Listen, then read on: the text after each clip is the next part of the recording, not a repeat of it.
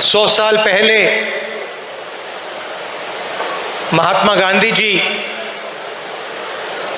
Congress party के president बने थे और 150 साल पहले सरदार पटेल जी इस धरती पे पैदा हुए थे। गांधी जी, सरदार पटेल जी ये कांग्रेस पार्टी के फाउंडेशन है, कांग्रेस पार्टी की नींव है।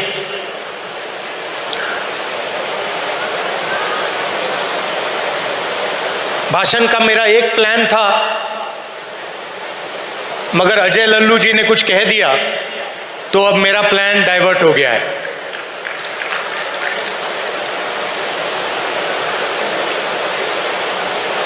अभी उन्होंने कहा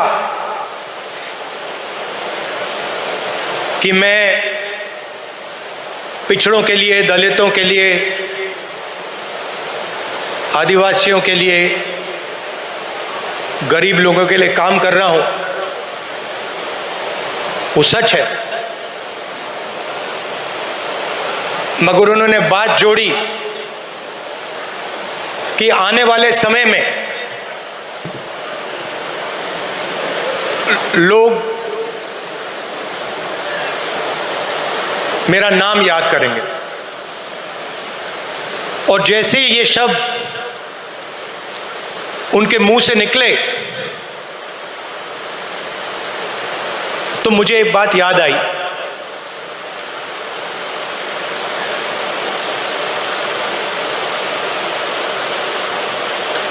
कुछ साल पहले एक जर्नलिस्ट मेरे से मिलने आए। हिंदुस्तान के जाने हुए जर्नलिस्ट हैं।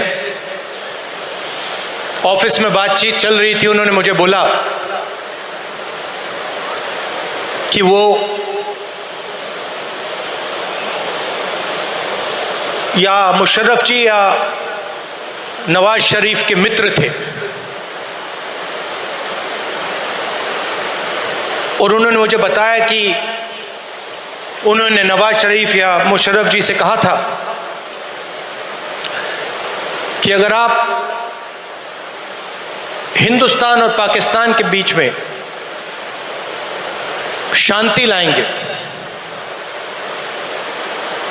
तो पूरी दुनिया आपका नाम याद करेगी। और उस टाइम जब जर्नलिस्ट ने कहा था, मुझे एक बात याद आई थी। जैसे ही उसके मुंह से ये शब्द निकले थे, मेरे दिमाग में ये बात उठी थी कि मैं छोटा सा बच्चा था, 7-8 साल का, और मैंने इंदिरा गांधी जी से यह सवाल पूछा कि दादी, मरने के बाद आपके बारे में लोगों को क्या कहना चाहिए, क्या सोचना चाहिए? जानते हो इंदिरा गांधी जी ने क्या जवाब दिया, जो मुझे आज तक परफेक्ट जवाब लगा।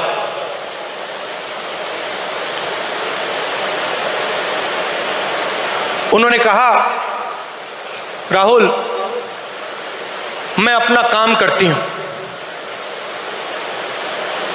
मरने के बाद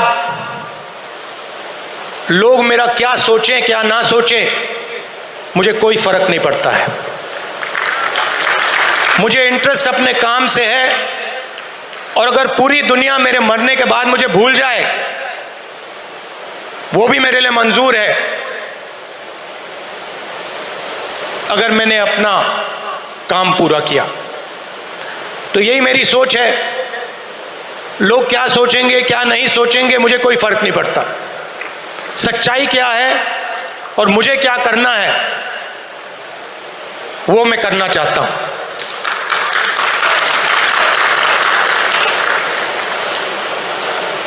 तेलंगाना में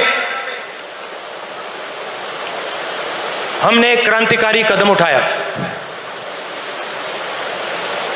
जाति जनगणना। उससे कुछ महीने पहले मैंने पार्लियामेंट हाउस में भाषण दिया था। मोदी जी के सामने कहा कि मोदी जी आप जाति जनगणना कराइए, देश को मालूम होना चाहिए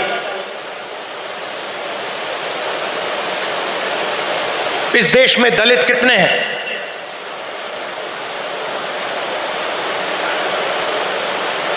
पिछड़ा वर्ग कितना है,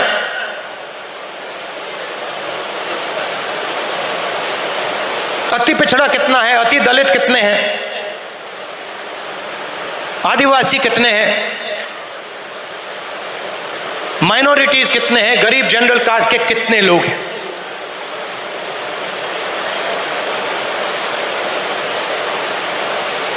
और मैं सिर्फ जाति जनगणना के पीछे नहीं था। जाति जनगणना एक कदम है, मुझे यह पता लगाना था कि इस देश में किसकी कितनी भागीदारी है।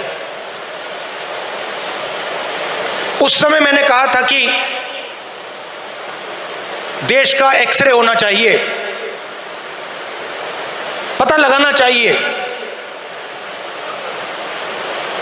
कि जो हमारे दलित, आदिवासी, पिछड़े वर्ग के लोग धूप में काम करते हैं, मजदूरी करते हैं, क्या सचमुच में ये देश उनकी इज्जत करता है? क्या सचमुच में ये देश उनको जगह देता है? ये मेरे दिमाग में सवाल था। मोदी जी ने, आरएसएस ने साफ कह दिया हम जाति जनगणना नहीं करेंगे, हम जानना नहीं चाहते हैं, हम समझना नहीं चाहते हैं, हम लोगों को बताना नहीं चाहते हैं कि इस देश में दलितों को, आदिवासियों को, पिछड़ों को, गरीब जनरल कास्ट को, माइनॉरिटीज को कितनी भागीदारी मिलती है, हम छुपाना चाहते हैं। और वहां मैंने सामने बोल दिया कि आप छुपाइए जितना छुपाना है। लोकसभा में, राज्यसभा में हम कानून पास करेंगे, आपके बिल्कुल सामने कानून पास करेंगे, जाति जनगणना यहीं से निकालेंगे। तेलंगाना में किया और आप हैरान हो जाओगे। रेवंत रेड्डी जी ने बोला मगर डिटेल में नहीं गए। और मैं जानता हूं कि जो तेलंगाना की हालत है वो इस देश के हर प्रदेश की हालत है। तेलंगाना में 90% आबादी ओबीसी, अति पिछड़ा, दलित, अति दलित, माइनॉरिटी, आदिवासी।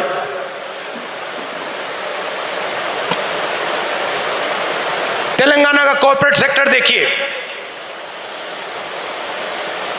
मालिकों की लिस्ट, सीईओज की लिस्ट, सीनियर मैनेजमेंट की लिस्ट, 90% में से आपको एक व्यक्ति नहीं मिलेगा।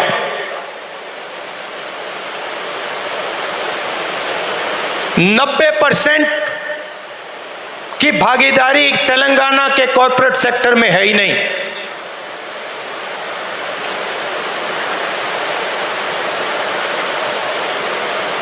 आजकल 21वीं सदी में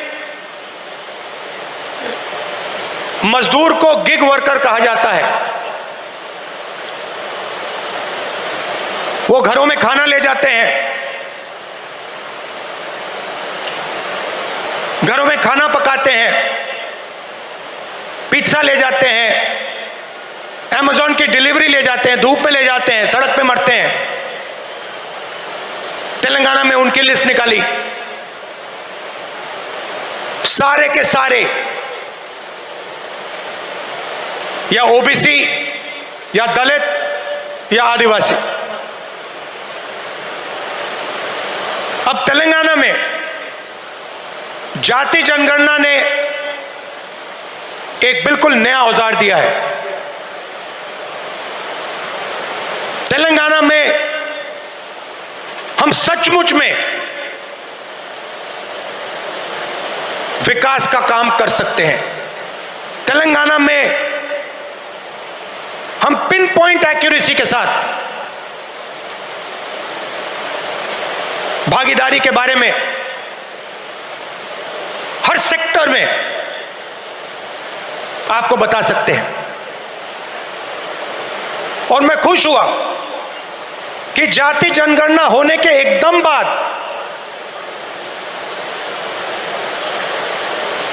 हमारे चीफ मिनिस्टर ने और हमारी टीम ने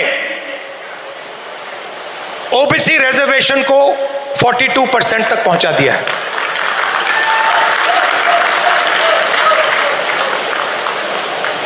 हम सुपर पावर की बात करते हैं, मगर जब धन की बात होती है, भागीदारी की बात होती है, कॉर्पोरेट इंडिया की बात होती है, चाहे प्राइवेट अस्पताल हो, प्राइवेट एजुकेशन सिस्टम हो, 90% उसमें है ही नहीं। मोदी जी 24 घंटा पिछले वर्ग की बात करते हैं, दलितों की बात करते हैं, आदिवासियों वनवासियों की बात करते हैं, वो उनको वनवासी कहते हैं। मगर जब उनकी भागीदारी का सवाल आता है, जब उनके पार्टिसिपेशन का सवाल आता है, तो बीजेपी के लोग बिल्कुल चुप हो जाते हैं। तो ये तेलंगाना ने एक क्रांतिकारी कदम उठाया है और पूरे देश को रास्ता दिखाया है। और मैं फिर से दोहरा के कह रहा हूं, इस स्टेज से आप सब के साथ कह रहा हूं कि 50% की जो दीवार है, इसको हम पूरे देश में तोड़ के परे कर देंगे। और जो शुरुआत हमने तेलंगाना में की है, वही हम दिल्ली में पूरे हिंदुस्तान के लिए करने जा रहे हैं। SC ST सब प्लान की मैंने बात उठाई। क्रांतिकारी कानून लाए थे हम, इसको बीजेपी ने रद्द कर दिया है। एक के बाद एक हिंदुस्तान की सारी संस्थाओं पर यह आक्रमण कर रहे हैं। जहां भी आपको पहले दलितों को, पिछड़ों को, आदिवासियों को, गरीब जनरल कास्ट को जहां भी पहले जगह मिलती थी, वो सारे के सारे दरवाजे एक के बाद एक बंद कर रहे हैं। पहले हिंदुस्तान के हर जात के युवा सेना में जा सकते थे, पेंशन मिलती थी, शहीद का दर्जा मिलता था, एक्स सर्विसमैन स्टेटस मिलता था। उसमें सब लोग जा सकते थे, खत्म कर दिया। आज हमारी सरकार युवाओं को कहती है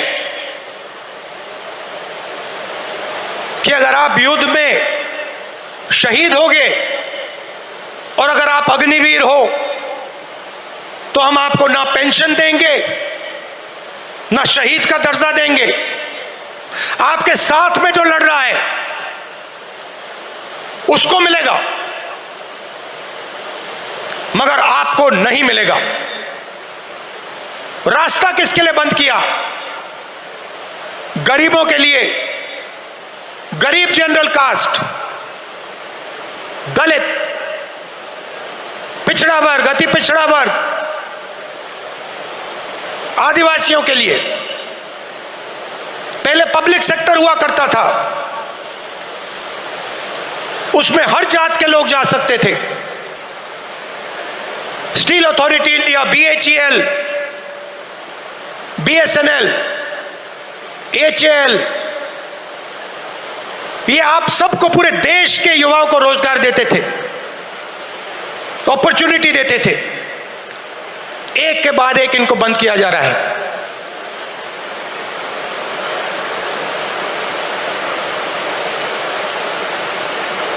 और किसको दिया जा रहा है?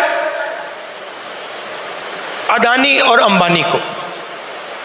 आप अदानी जी की कंपनी की लिस्ट निकालिए, मैनेजमेंट टीम की लिस्ट निकालिए,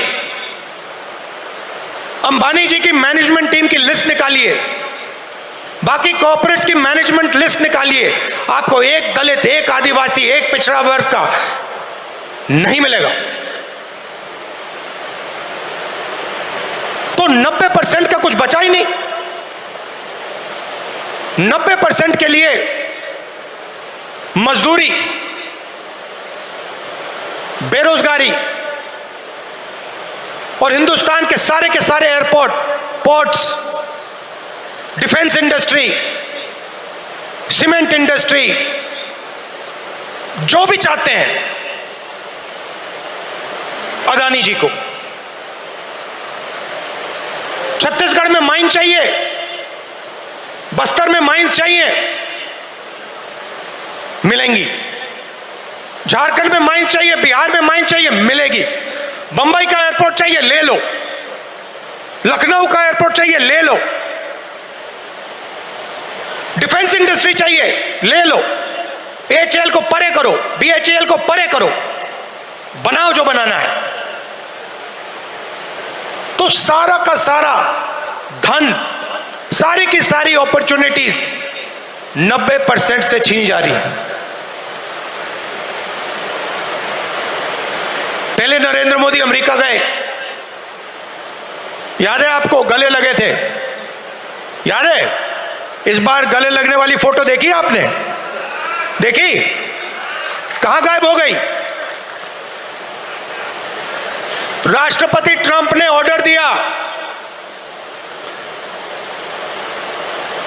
जिनको मोदी जी अपने मित्र कहते हैं, ऑर्डर दिया, सुनो, इस बार गले नहीं लगेंगे, इस बार नए टैरिफ लगाएंगे। चूं तक नहीं निकली, आज तक गायब है। जनता का ध्यान वहां ना चला जाए तो पार्लियामेंट में 2 दिन ड्रामा चलाया, मगर सच्चाई है कि आर्थिक तूफान आने वाला है। कोविड आया था, नरेंद्र मोदी जी ने थाली बजवाई, मोबाइल फोन की लाइट दिखवाई। अब आर्थिक तूफान आ रहा है, सामने है, करोड़ों लोगों को नुकसान होगा। 50 साल से सबसे ज्यादा बेरोजगारी आज है। कहां गए नरेंद्र मोदी? कहां छुप गए हैं?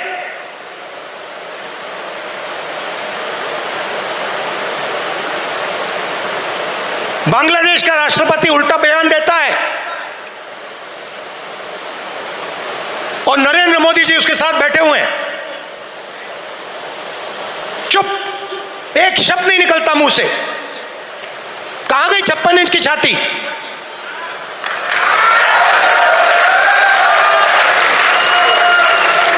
जब प्रधानमंत्री को कहना था,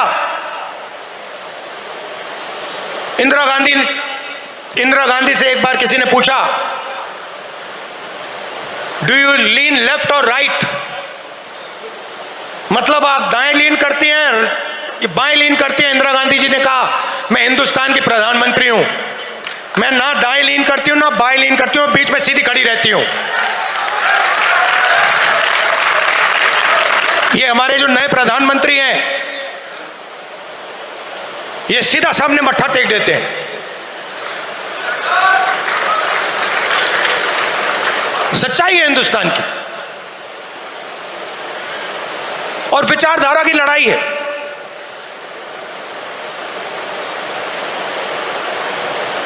आप लोग हो सेना, बब्बर शेर।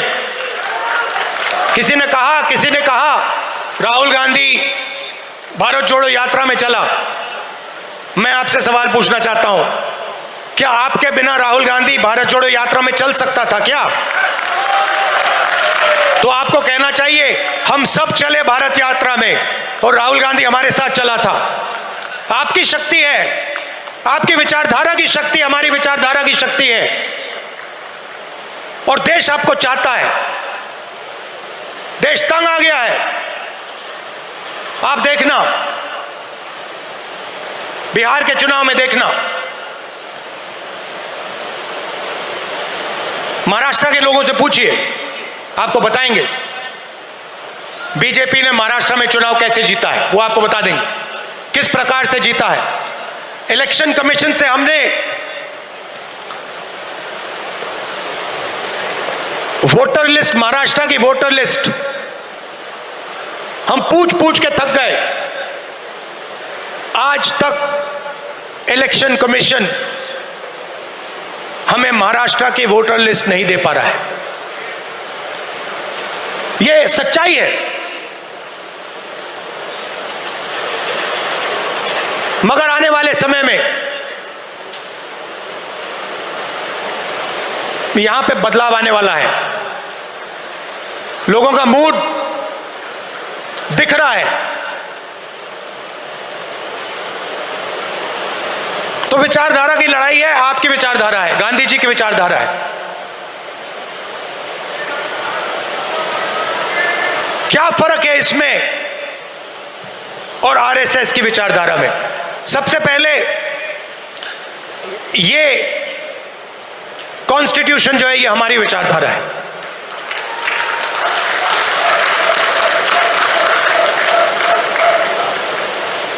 इसमें गांधी जी की, अंबेडकर जी की, पटेल जी की, बुद्ध भगवान की, नारायण गुरु जी की, गुरु नानक जी की, कबीर जी की, बसवना जी की विचारधारा है। यह 70 साल पुराना डॉक्यूमेंट नहीं है, यह हजारों साल पुरानी सोच है, और यह आपकी है। आपके खून, आपके पसीने ने, कांग्रेस पार्टी के खून, कांग्रेस पार्टी के पसीने ने यह कॉन्स्टिट्यूशन देश के साथ बनाया है, और आज इस पर आक्रमण हो रहा है। संस्थाओं पर आक्रमण होता है। अग्निवीर, अदानी अंबानी को देश का पूरा धन, यह सब कॉन्स्टिट्यूशन पर आक्रमण हो रहा है।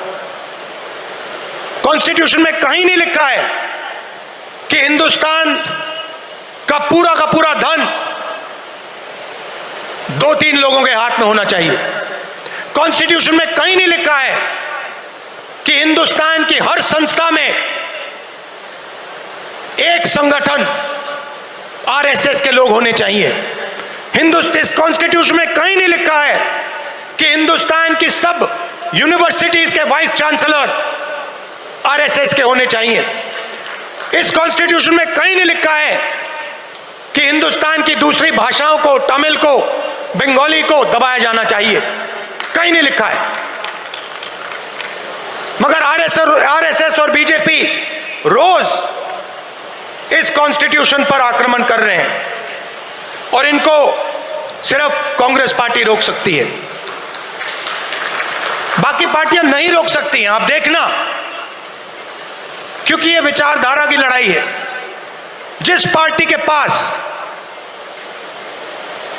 विचारधारा नहीं है, क्लैरिटी नहीं है, वो बीजेपी, आरएसएस के सामने नहीं खड़ी हो सकती। जिस पार्टी के पास विचारधारा है, वो ही आरएसएस और बीजेपी का मुकाबला कर सकती है और वही आरएसएस और बीजेपी को हराएगी। और आजादी से पहले एक बात याद रखिए, भूलिए मत, आजादी में हम सिर्फ अंग्रेजों से नहीं लड़े थे, हम अंग्रेज और आरएसएस की विचारधारा के खिलाफ लड़े थे। ये सारे जो आरएसएस के लोग हैं, इनकी विचारधारा फ्रीडम स्ट्रगल की विचारधारा नहीं है। जिस दिन कॉन्स्टिट्यूशन लागू हुआ था, जिस दिन यह किताब लिखी गई थी, उस दिन इस कॉन्स्टिट्यूशन के खिलाफ आरएसएस ने रामलीला मैदान में इस कॉन्स्टिट्यूशन को जलाया था। सालों के लिए इस कॉन्स्टिट्यूशन में लिखा है कि हमारे देश का जो झंडा है वो तिरंगा होगा। सालों के लिए आरएसएस ने तिरंगा को सलूट नहीं मारा था। यह सच है। आज जो भी कहें, उनकी विचारधारा कॉन्स्टिट्यूशन के खिलाफ है। वो लोकतंत्र को खत्म करना चाहते हैं, वो हिंदुस्तान की सारी संस्थाओं को कंट्रोल करना चाहते हैं और अंबानी अदानी को हिंदुस्तान का पूरा धन पकड़ाना चाहते हैं। और हमारी विचारधारा कहती है कि यह देश हर जात का, हर धर्म का है, हर भाषा का है।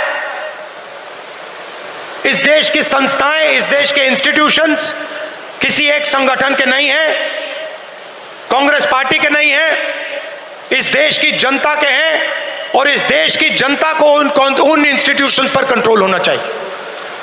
यह लड़ाई चल रही है। कुछ दिन पहले बीजेपी ने लोकसभा में वक्फ बिल पास किया। वक्फ बिल फ्रीडम ऑफ रिलीजन पर आक्रमण है, कॉन्स्टिट्यूशन पर आक्रमण है।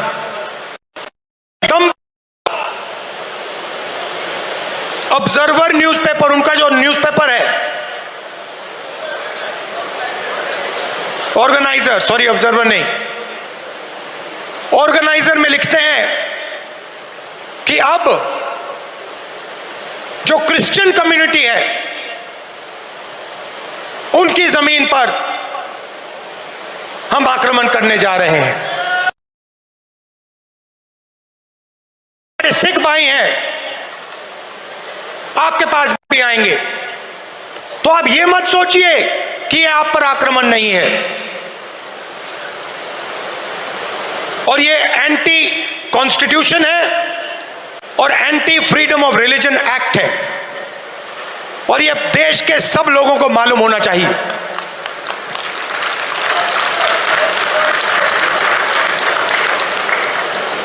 तो हम चाहते हैं कि हर कम्युनिटी, हर धर्म, हर भाषा को इस देश में इज्जत मिले, रिस्पेक्ट मिले, जगह मिले। हम चाहते हैं कि यह देश सब लोगों का हो और हर धर्म, हर जात, हर भाषा को इस देश से फायदा मिले। यहां पीछे जूली जी हैं, कहां हैं आप? जूली जी कहां हैं? जूली जी टिकाराम जूली जी कहां है भाई? हाँ, जूली बुलाइए उनको।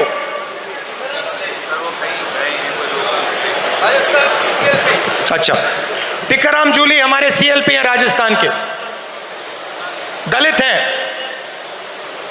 मंदिर गए थे, उनके मंदिर में जाने के बाद बीजेपी के नेताओं ने मंदिर को साफ करवाया, धुलवाया, और वो अपने आप को हिंदू कहते हैं।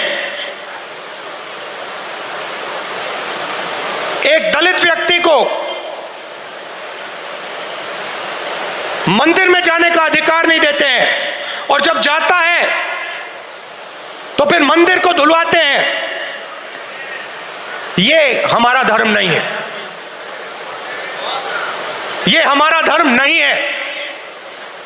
हम भी अपने आप को हिंदू कहलाते हैं, मगर ये हमारा धर्म नहीं है। हमारा धर्म वो है जो हर व्यक्ति का आदर करता है, हर व्यक्ति को रिस्पेक्ट देता है। और ये जो बात है, चाहे ये दलितों के खिलाफ हो, पिछड़ों के खिलाफ हो, ये बीजेपी के हर कार्यकर्ता के दिल के अंदर छुपी हुई है।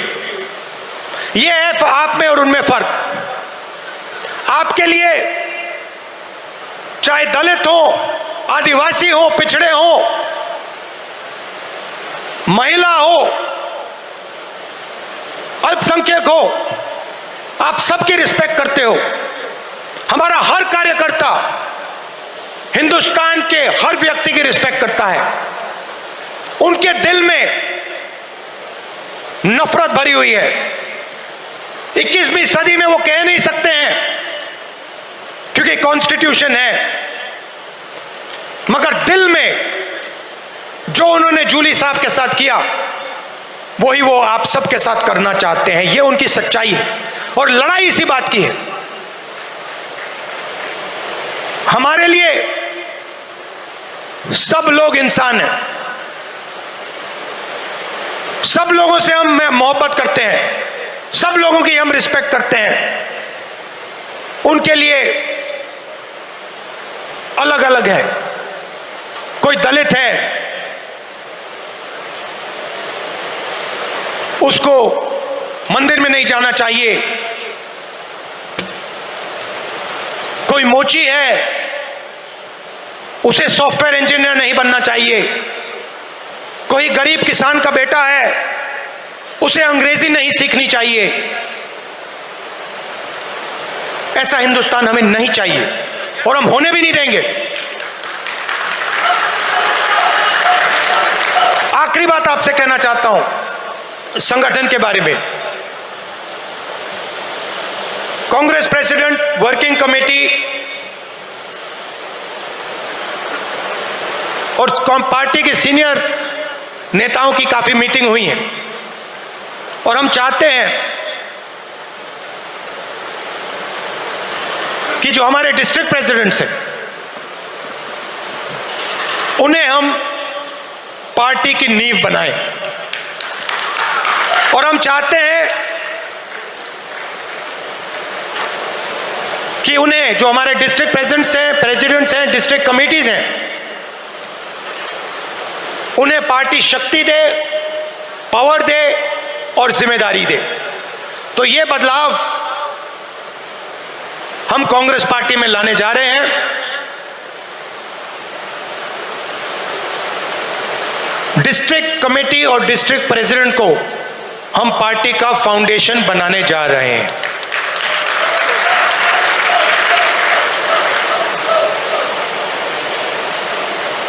अंत में आप सबको लड़ना है और मैं जानता हूं कि ये आसान नहीं है, क्योंकि उनके पास धन है,